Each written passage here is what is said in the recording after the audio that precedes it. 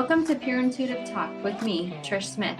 I'm a multi-dimensional channeler sharing my gift to assist others to connect and work with their whole being, helping bring them into a beautiful way of high-frequency living. Immerse yourself in an hour of nourishment that feeds your spiritual journey and invites you to embrace your empowered soul. You'll feel armed with new understandings for how to shift from pain to love as we explore topics from shamanic sound healing to gut health. Are you ready to take accountability for the impact that we have on the world around us and learn new tools and techniques to feel whole again? Of course you are, and you're in the right place. Pure Intuitive Talk starts now. Hello, everybody. Welcome to Pure Intuitive Talk. I'm your host, Trish Smith. Right now, you're tuned into Transformation Talk Radio, or maybe you're tuned into YouTube. I don't know which channel you're listening on, but thank you for tuning in. Thank you for being here. Today, I'm going to delve into a subject that feels super taboo right now in our culture, and that is of family estrangement. If you yourself have not had experience with this, I am very happy for you because myself personally, I have, and most people I know either have themselves or are very close to someone who is. And so I wanted to be able to provide my insights, provide my opinion, and some of the ways that I'm using in my own life to help navigate these times, in hopes that I'm able to offer you as a listener maybe a tool, maybe an aha moment, right? Maybe something that I say triggers a revelation inside of yourself, and then you can take that information and share it with your people, right? I was teaching a class the other night, and I was saying the best thing that we can do is share what we know that's helping us with others, right? So this is me simply sharing what I've witnessed, sharing information that I've gathered, and sharing my own experiences in hopes of helping you help yourself, and helping me help myself, and helping our loved ones. So here it goes. I'm going to do my best to stay calm with a subject that is very emotionally charging for me personally. I am in an estranged relationship. I don't know if that would be the correct terminology with my own parents. And so those circumstances were beyond my control. I am the one that would like to have a relationship, and I tend to be that person in most of my relationships throughout my life. I know that some of us are wired to more easily cut people out of our lives, and some of us are wired more to hold on. So I know it seems to me like maybe 50% of the people that I know have more of a detached personality where they're like, whatever, it's on them. And then the other people I know, myself personally, like I'll take things more personally. I'll want resolution. I'll want connection. And so it seems like we come up against each other sometimes with those different personality traits.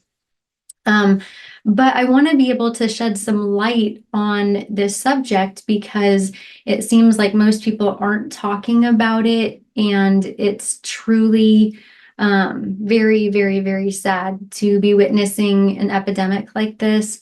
My personal theory and opinion is that a lot of it is stemming from the shutdowns that we experienced 5 years ago. So yes, I can attest to there is a political divide. Yes, I see that as humans, especially in our melting pot that we call America, we have managed to divide ourselves by religion and gender and race and all of those other ways that we've either been programmed to divide ourselves, or we've allowed ourselves to divide ourselves from others because of those things, right? So absolutely, there's a huge political divide right now. It's unfortunate. I do believe that our relationships should be able to last for decades, if not a lifetime, when we tend to them. And sadly, we've witnessed a lot of people walk away from relationships that have either been long-standing or have not even been willing to have a relationship with people that they meet and maybe they enjoy once they find out, what their political views are. Remember back in the day, they used to say, "Oh, we don't talk about religion, we don't talk about politics," right? And at this point in our time in history, we're like, "Yeah, I get it. Like, I can see why we used to say that." So I agree with both sides of that. I want us to be able to have conversations. I think we should be able to talk about religion and spirituality, and we should be able to talk about our political views. And bottom line is we should be doing that respectfully, right? However, some people are not having those conversations respectfully, and I can appreciate that sometimes relationships become divided, not become because of somebody's political views, but because of their behaviors that are stemming from their political views. And so I think that's where people need to be careful when it comes to explaining why they've decided not to have somebody in their life, right? Is it because they support one party or the other? Or is it because every single time they come around you, they're shoving it down your throat, right? Or is it because you're like, they're consumed by it and it's hard for me to spend my time with a person that's all that they talk about because they're obsessing over it. So I think it's important to just be able to discern that. And if we do find someone that's consumed by political views, that maybe we can offer space for that. My theory, here we go, is that 5 years ago we experienced these global shutdowns, right? We had reason to have some valid fear. And then we were also, in addition to that, programmed to be afraid. There are a lot of people that locked themselves inside, stayed away from people. They really succumbed to those fears, and that's traumatic, right? So they experienced a very traumatic event, and it takes time to navigate our way back to mental health after experiencing mental illness, right? So for those of us, everybody, right, who has experienced significant loss, right, and we've gone through a grieving period, or we've suffered significant trauma, and we've gone through a period of post-traumatic stress, for most people, those times will shift, they will lighten, and we come out of it finding ourselves becoming more and more mentally healthy again, right? However, some of us end up with post-traumatic stress disorder, right? So our brain chemistry has changed enough that it's actually altered our brain chemistry for years, for years and years, if not for the rest of our lives. Myself, I am somebody that was diagnosed with PTSD. My brain map shows my PTSD in there. I've done tons of work trying to resolve that within my brain. The things that we do are not changing my brain map. My brain map still shows that there's PTSD in my brain, right? And so that's where I like to differentiate between post-traumatic stress and post-traumatic stress disorder. Everybody typically experiences post-traumatic stress from an event, but doesn't necessarily end up with post-traumatic stress disorder, in my opinion. And so there are people out there that are having post-traumatic stress disorder from those shutdowns and from the level of fear that they were experiencing. And so what I feel like I'm witnessing is that people, rather than finding the courage within to navigate those fears, and maybe some people are doing it in small ways, right? However, some people are protecting their fears, right? So if you're afraid to have a conversation with someone, but you haven't recognized that you're afraid to have a conversation with someone, the easy button may be don't have the conversation at all, right? And so I believe that's what's leading people towards cutting others off. I believe that it's actually a fear. And then there's that protective mechanism that comes in as a human right to protect that fear, right? We want to nurture that fear, keep that fear alive. Just kidding. But anyways, what happens when we do that is we don't grow, right? So we're not growing our capacity to be able to handle the things that we were either once able to handle before the event, or things that we've never even experienced before, right? Handle new challenges. So anyways, we've got a couple of minutes before we go to break, but I want to, when we get back, talk about the statistics and what it's looking like out there in the United States as far as family estrangement is concerned, and specifically adult children cutting their parents off. So we'll go ahead and go to our break, maybe let a couple of those things resonate that I mentioned. And when we get back, we'll dive into more specific relationships that have been suffering the consequences of people protecting their fears.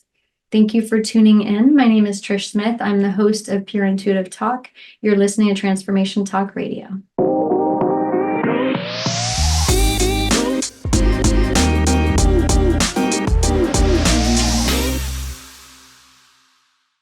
Welcome back, everybody. Thank you for tuning in to Pure Intuitive Talk. I'm your host, Trish Smith, and today we are going over the topic of family estrangement. Because I have personal experience with this, it's actually a very difficult subject for me to touch on. However, I felt like it was a really important subject because I would say probably at least 30 to 40% of the people I know are experiencing this family estrangement with their children. And if they haven't been cut off, the children are definitely keeping that at an arm's length. And I'm talking about adult children, obviously, and I should not refer to them as children because they are, in fact, adults. And they are navigating times that they were not prepared to navigate, and simply put, neither were we, right? So 5 years ago, the world shut down, right? That caused a traumatic lifestyle, right? Not only did we have a traumatic event, right? So you have a traumatic event, that event, maybe like a car accident, it's actually a short-lived period of time of the event itself, but then sometimes the post-traumatic stress can last for days, weeks, months, and then sometimes you end up in post-traumatic stress disorder, which can last for years or a lifetime, right?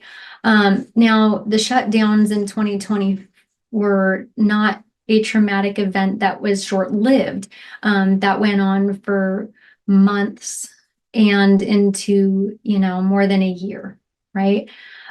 So that being said, I believe that we need to have compassion for each other, especially when it comes to these generational differences.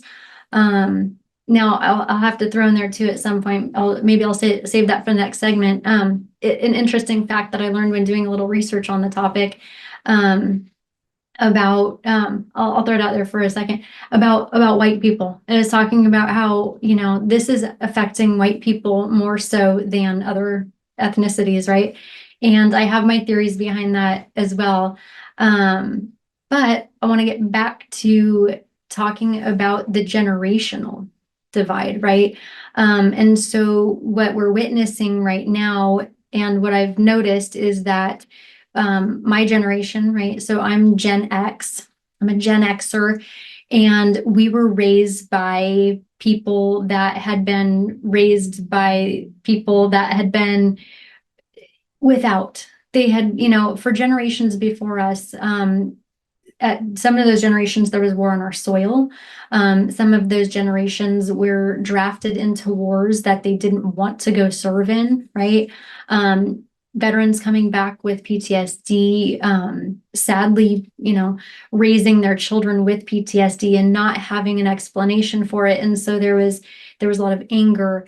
And in my opinion, what it looks like to me, observing the collective, is that we went from thousands of years, right? Generation by generation by generation, the power lying in the parents' hands. And so as a Gen Xer who was raised being afraid of their father, everybody that we knew when we were growing up was afraid of their father, right? That's how we were raised. And the children were disciplined. And I can, speak for my family, and I cannot speak for anybody else's family. But when I was growing up, yes, we were spanked. Yes, we were disciplined. I was not abused physically. I remember studying abuse in high school and going, oh, okay, so I've been verbally abused. But back then, I really felt like most kids were, most parents were verbally abusive, and they'd come from long lines of being not only verbally abused but physically abused, right? And people have suffered sexual abuse in their families. And so I personally feel like I had a pretty normal childhood for that place and time, right? I was born in 77, and at that time, the dads were the disciplinarian for the most part, and they spanked you. And obviously, there was many families where that crossed the line into physical abuse, right? And they were not said, "Oh, hey," like for me, it was like, "You're gonna get a spanking." And I don't look back and feel like my dad physically abused me because he spanked me. I feel like that was how he had been raised to discipline and what they believed was the right thing to do. And so I personally don't hold that against him. And I suppose as an adult who has adult children, that I am hoping for the same grace and compassion from my children. In that when my generation, Gen X, were raising our children, we had been raised to be afraid of our fathers, right? And so while we were raising our children, we were trying to do it differently. I know for myself and my husband, we kind of had a discussion. Actually, the kids were really little, and we said, we don't want our kids to grow up being afraid of their father, you know? And so I believe that most of us in our generation tried to raise our kids a little differently. And I don't want to discredit my parents' generation, because in my family line, I've personally witnessed each generation breaking cycles. I really, really have. And I believe that's true for a lot of us. So some of the times I see out there people saying, oh, you're the one breaking these generational curses for your whole family line. Let's give credit where credit is due, man. The people that have come before us, they've been doing their work for the most part too. There's definitely people that carry on traditions of abuse in their family, but I think the majority of people really try to break the chains. The problem is there's so many to break, and then there's new chains being added while we're trying to break the old ones, right? How do you even keep up with it? But I noticed this shift in power, right? So while Gen Xers were raising their children to not be afraid of them, there was this huge power shift, right? And the power shifted over to the child, and the child does not carry the wisdom of the adult, right? And so I believe that it's a time right now where that's all being sorted out. Now, I don't agree with the cutting off a parent unless, of course, it's an abusive relationship. But I can appreciate that the children of this generation, I feel bad calling them children, they're young adults. Anyways, the young adults, the Gen Zers, right, that they are coming into their own. They don't want to tolerate some of these old-fashioned behaviors that we still have yet to get out of our own conditioning. But at the same time, in my opinion, they are not being handed the right tools. My personal opinion, from what I've witnessed and what I've experienced, in my own family and among my friends and their families, is that some of this pop psychology of letting people go, turning people away, everybody's toxic, right? In my opinion, it's a bit of an entitled attitude, right? When we've decided as a person that people are toxic, when in fact they're not, right? So I believe that it would be important to define toxic, right? Because somebody not agreeing with you does not make them toxic. Now, somebody that is abusive, right, and continually carries on these cycles of negativity and maybe putting you down, talking down to you, those kinds of things, yes, I can appreciate, like, I need distance from that person. And I would personally say that cutting someone out of your life should be a last resort. But of course, when there's abuse involved, the most healthy thing you can do is to cut them out of your life. I can appreciate that. However, I think there should be a lot more people willing to have conversations before they cut people out of their lives, rather than taking the easy button and just cutting them out, not giving the other person the opportunity to explain themselves, not giving the person the opportunity to correct their behavior, right? So I'm wondering, right? I know a lot of young people have gone to therapists, and therapists, in my opinion, sometimes are maybe stroking the ego of these young people. When you go into therapy, right, it's the therapist is listening to one view. You go to a counselor, you go to a therapist, and you explain to them what's going on. Now, hopefully this therapist or counselor, psychologist has enough discernment that they can recognize when a young adult is playing the victim, right? When everything keeps happening to them. And so I feel like sometimes, are these people stroking the ego of these young adults rather than having them, teaching them discernment and having them look at the other person in their life as a human being, and helping them develop compassion for that person who is, more often than not nowadays, their parent, right? And that can be dangerous, right? Because now we are witnessing families be divided. And in my opinion, families should be able to be the ones that you can fall back on, right? And so if we're severing our relationships with them, what happens when we need that person to fall back on, right? Hopefully the people that have cut their families off are able to find that in the world. But you've got to remember, we're experiencing, more and more higher and higher suicide rates, right? So are they finding that? Are they cutting their parents out of their lives and finding a true support system? Or are they cutting their parents out of their lives and then sadly becoming more and more lonely and confused and protecting the fear to the degree that the fear consumes them?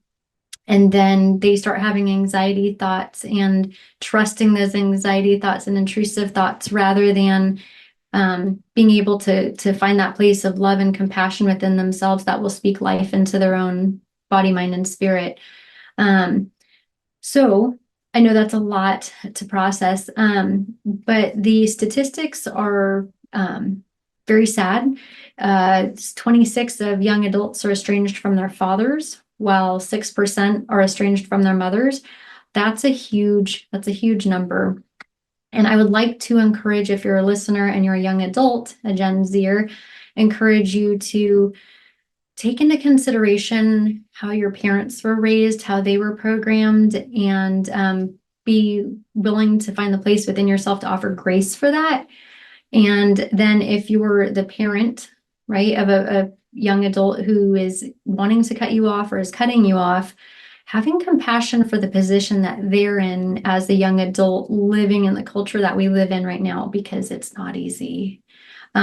It's emotionally draining at times to navigate all of the emotional things that are happening between social media, that we keep getting, information inundated, and trying to work full time and run a home and all of the things, right? It's just very overwhelming to be alive in these times. So we'll go ahead and take a break. And when we come back, I wanted to talk about our role in this epidemic, our role as the parent, as the adult, as the wisdom keeper, right? So you're tuned into Pure Intuitive Talk right now. I'm your host, Trish Smith. When we get back, we'll talk more on this taboo subject, but for now, we'll go ahead and take a break.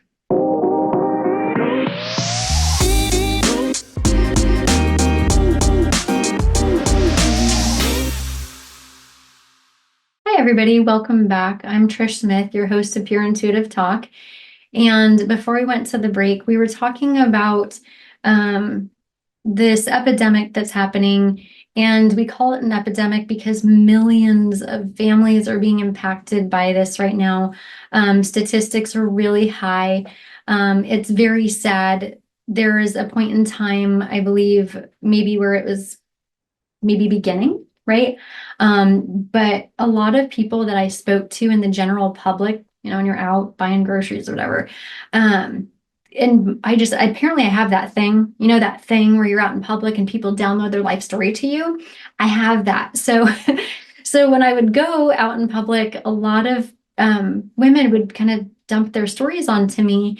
And at that time, a lot of the stories were, I don't even know what's happening. My daughter is cutting me out of her life. I don't even know what I did. I've tried so hard to be a great parent. And over and over and over again, that's what was coming in, right?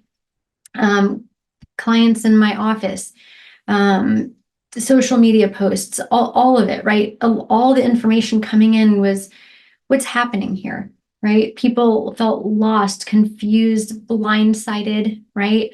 And so for myself in my own mind, it makes sense, right? When an adult child cuts off their parent because their parent was abusive, their parent was actually toxic. But yeah, trying to wrap my head and their heads around being cut off when they had spent a couple of decades intentionally trying to be the best parent that they could be, and not understanding why their parent or their child is now viewing them as the enemy. It was so overwhelming, and it still is for so many people. Now, my brain, I don't know if it's the ADHD or whatever's going on in there, but my brain picks up patterns, right? And it connects the dots. And what I noticed is the language among the young adults, the Gen Z generation, it's literally like verbatim, word for word, often when I'm hearing stories from different people talking about their niece, their child, their nephew, their friend's kid, whatever. It's literally the same language, right? And so my brain has developed the theory that it's the programming, right? So I have seen a lot of social media posts over the last few years or so that have really been so divisive. And I've talked about them in other episodes where it's like, oh, shut everybody out of your life, oh, you're so negative, we can't be around you. And I've talked about that where it's like, okay, well, what happens when you're going through your hell in your life, right?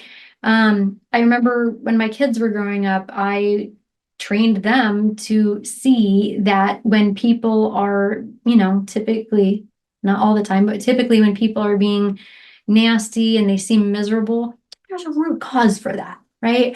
And I remember my children had a teacher in middle school who was pretty miserable, right? And she made sure that, she made other people's lives miserable too, right? And I have plenty of information that points to that being true, unfortunately.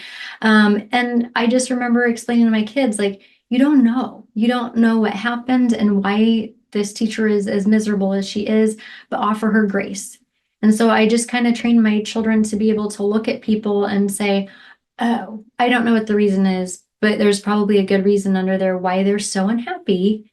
Does that make their behavior okay? No, it doesn't excuse the behavior. If it's your teacher who's yelling at all the kids all the time, absolutely, it does not excuse the behavior. But, being willing to look at it, so that you can either offer grace or not take it personally, or both. So our role in this epidemic is similar to how I train my children to be able to look at the other and understand that they too are suffering. And again, does not excuse poor behavior. But when I personally, as a Gen Xer, look at Gen Zers and remind myself that a lot of these adult children went through high school years where they weren't able to go to school, right? Some of them missed out on the normal things that people got to experience their senior years. And then with all of those shutdowns, that was very traumatic, right? And they're still navigating how to come out of that, right? A lot of them, you talk to the youth, they've got a lot of anxiety, and they're experiencing anxiety and depression. And oftentimes they don't even have the tools to manage that. And they were very young. That's a very impressionable time in our lives, and they experienced a global shutdown. Those of us that were in our 40s, 50s, 60s, 70s experiencing a global shutdown, it was like, okay, here we go, right? And we were more capable because our capacity had been stretched because we'd been alive longer, more decades than they had. And we've had enough life experience that we have that inner strength to be able to manage those kinds of conditions. They, however, were not at an age where they had been stretched and their capacity had been grown so that they had the tools and the capacity to navigate those things. So I believe that our role as a Gen Xer and above, right, is to remind ourselves that we need to be able to have compassion for their generation and recognize that they don't know what they're doing, right? So when, let's say, well, for best example I can come up with that came to me, sorry. I was in the California Conservation Corps when I was 19, and I was a chainsaw specialist, right? And so I had to learn how to take the chainsaw part, put it back together, name every part on it, right? So while I was learning how to do that, I was stumbling through it, right? It's a learning curve. And but as I practiced and practiced and practiced and learned and learned and learned and taught myself, I got better and better and better at it, right? So I believe that we should offer Gen Zers the grace and compassion for them learning to develop the kinds of skills that they would need in order to navigate those times during those times, right? So for us, if we are modeling for them what that looks like, we have a much higher chance of them finding their way back to us and finding their way back to trusting us. They learned at that time, right? What was programmed with fear is that you can trust no one, right? That's what fear says. Fear says the opposite of trust, right? I can't trust these people. And at the time it was, I can't trust anybody, they're going to get me sick, right? But that fear, when it installs itself into our mindset, it's an infection, right? And it starts infiltrating other thought processes and other areas of our lives, sometimes whether we want it to or not, right? There are places where fear is important and we should be, careful. And then there's times where it's irrational. And I think, unfortunately, what a lot of these young people are experiencing are these irrational fears. And they're not being able to find the courage to come and have conversations.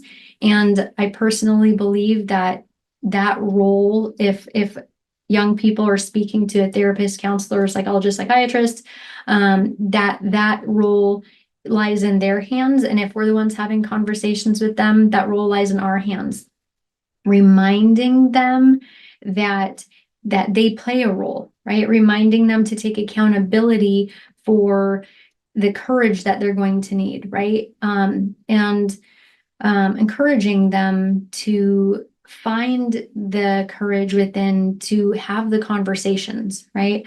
I would prefer to see counselors and therapists rather than stroking the ego and saying, yeah, you poor thing, you should definitely cut them out of your lives. Not that that's what's happening everywhere, but if that's happening, I believe that the teaching, rather than saying, yes, go ahead and cut them out of your lives, your piece is so important, I believe that we should be teaching them and modeling for them, have a conversation. Go to that person and have a conversation. Maybe ask them why, right? For my children, when they were growing up, I had been attacked and kidnapped while I was pregnant with my younger son, right? So I was experiencing PTSD. I'd been diagnosed. And so some of my decision making was absolutely based in fear. And I tried to make sure that I didn't make all of my decisions based in fear. But there were certain things like my son wanted to play football. Well, I didn't want him getting head injuries, right? And I already had enough fear flowing through my body that I chose to not allow him to play football because I didn't want him getting hurt, right? So just having the opportunity to be able to explain ourselves to our children. If you're the child, I believe whether or not somebody is guiding you through being willing to, grab your courage and go have the hard conversation with the parent. If we're the parent, being willing to say, okay, hold on, let's sit down and have a conversation. What do you want to know? What can I explain to you? Right? What bothered you? What hurt you? What makes you feel like you're so uncomfortable? Right? And then be willing to be transparent and vulnerable with your child.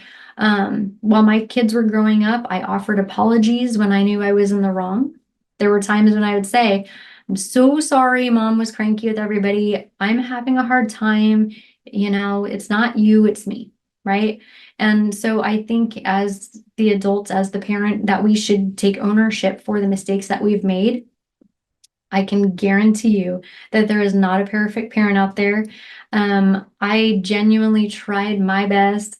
I intentionally wanted to be the best parent I could be. I put tons of effort into it. And you know what? I made a ton of mistakes.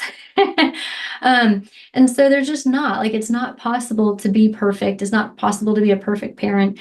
And I believe that our children of that generation have these expectations that, like, well, you made all these mistakes and you hurt my feelings. It's like, yeah, because I'm a human too, right? So being able to be vulnerable and transparent with our children, I believe, can really help mend some of these confusions, because when we have a lack of communication, we leave so much space for confusion and assumptions. We're going to go ahead and take a break, but when we get back, I want to go ahead and wrap it all up and talk about ways that we can support each other, and talk about ways that we can offer tools for our young people and also tools for ourselves and our friends. So go ahead and stay tuned. I will be back. You're listening to Pure Intuitive Talk. I'm your host, Trish Smith.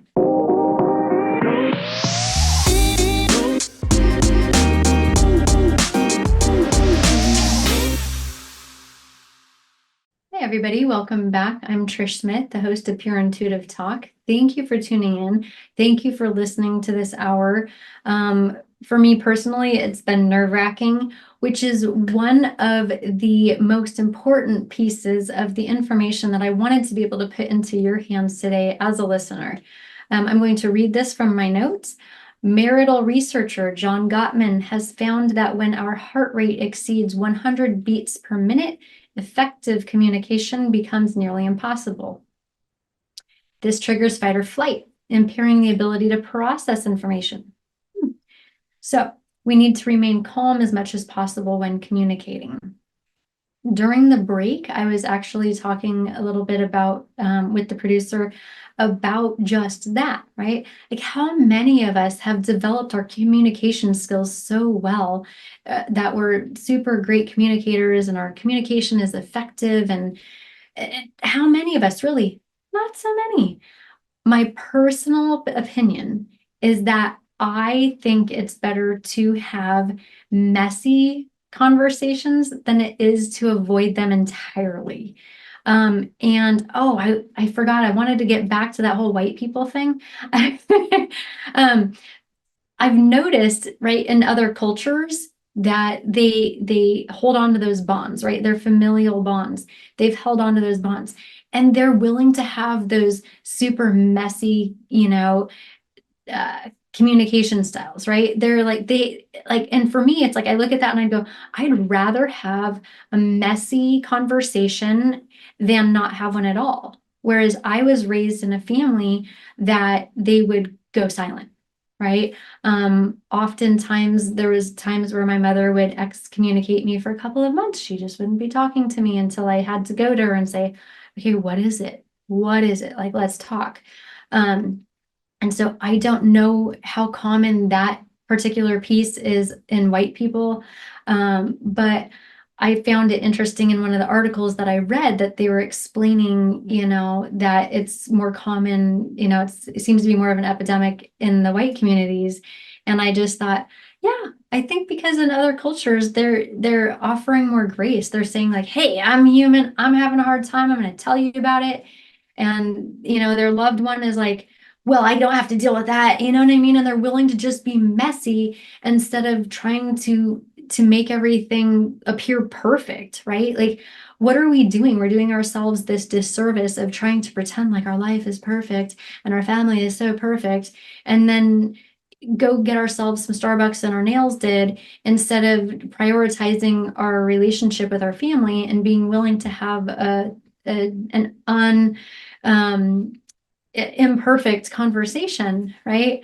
So that's just my own perspective, my own personal point of view. Like I said, I don't have an answer for this statistic. I just found it interesting, and of course, I have my theories and my opinions. So there's that. I do believe that we on both sides that we're right, which is one of the reasons I don't hold a political side, right? So I look at politics and I can see where both people are right and where they're not willing to compromise. And I believe that this epidemic that we're experiencing with estranged family members is very similar to that both sides are right, right? And it's finding compromise through intentional conversations, right, is the path to reunification. And so I do believe that the Gen Zers have very valid points, and I do believe the Gen Xers have very valid points. And in my personal opinion, what I'm witnessing is that the punishment is not fitting the crime, right? So you have parents that did their best. A lot of the parents that I see, and I'm kind of picky when it comes to parenting. I'm not gonna lie. That's one of my own faults, is that I do tend to like categorize like, oh, it's not good, right? People and their parenting styles. And so, but witnessing who I would consider good parents, right? These are good parents. In my opinion, it's like you've got people that are moms and dads and they're not parenting.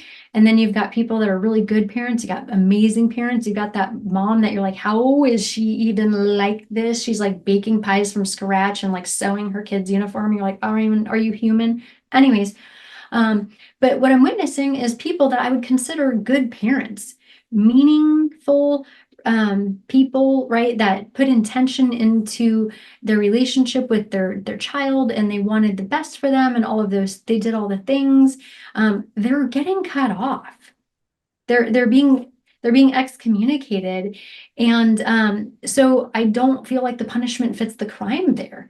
Now, when it comes to parenting, and there's addiction in the family and there's abuse in the family, and as a parent, this person was physically, mentally, psychologically abusing the child, or choosing addiction over their children, those kinds of things, I can see it. Okay, kids, I get it. I see why you cut them off, but it's really hard to wrap my head around, why are you cutting them off, until I investigated into my own theories and came up with my best conclusion, is that I believe they are protecting their fears, and they believe that they're protecting their peace, right? So rather than going and having that hard conversation with their parent, they're protecting their fears by avoiding that conversation and then calling it protecting their peace. So that's my theory. I might be right, I might be wrong, but that's my theory. So it does take a lot of courage to have those uncomfortable conversations. What is our role in this, right? We are the elders. Now, I can appreciate it doesn't feel like we are being honored as such in our culture, but the truth is that we are the elders. We need to be able to step back and look at the timeline and know and remind ourselves that if our child is chosen to cut us out of their life, that we still need to remain the individual that is willing to keep that door open and be ready to be the soft place for them to land, right? I spoke earlier about being vulnerable and being willing to be honest about your mistakes and own them, right? But I do feel like, although this feels like very heartbreaking right now, I believe that over time, what we'll witness is an exchange of people being willing to grow, right? And my generation in particular, right? As Gen Xers, recognizing that this coming from these young adults is going to bring value to our relationship in the long run. But right now, it's ugly, it's painful, it's sharp. I see it. My heart breaks for people that their adult children have cut them off. But I just want to encourage you, if you're the parent, to continue reaching out, to continue modeling unconditional love, and begin, if you haven't already, modeling grace and modeling conversation starters. And so that we can guide the young people back to like honoring the familial bond that we would like to see them honoring, right? If they're deciding to cut you out of their lives and you're saying, oh, well, they're just, the problem and, screw them, right? Who's that going to serve? It's not going to serve anybody. And in the long run, it's going to hurt the child more, who's already feeling hurt and they're afraid. And for one reason or another, they're not comfortable coming and having the conversation. And so guess what? As the adult, well, the more adult than those adults, the older, wiser ones, we have to be willing to go and start that hard conversation with them ourselves. And so I just encourage you to have faith and to have hope for the future of your relationship with your adult child, and swallow the pride. I promise you right now, pride has not gotten any of our previous generations anywhere. And so it's time for us as a generation to put that pride aside, own our mistakes, own our role, ask how we can support them, and find the lesson in what their generation is showing us, right? But again, we have to be the ones that model the grace, model the forgiveness. We are the elder. If you have any questions, if you need support, please feel free to reach out. You can contact me through pureintuitiveguide.com. My website has a contact button and you can reach out via email. I work with people over Zoom or in my private practice in my office. So yeah, if you're in those shoes, you need support, feel free to reach out.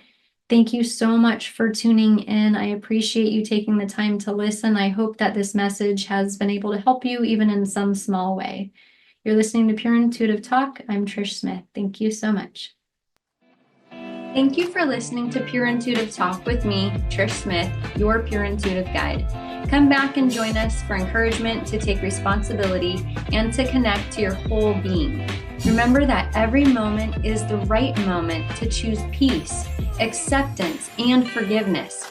We all have the courage to look deep within, get real with ourselves, and make upgrades to our ways of interacting with the world. It's been my privilege to share this hour with you. For more information about me, go to pureintuitiveguide.com. That's pureintuitiveguide.com. Thanks again, and we will see you here next time on Transformation Talk Radio.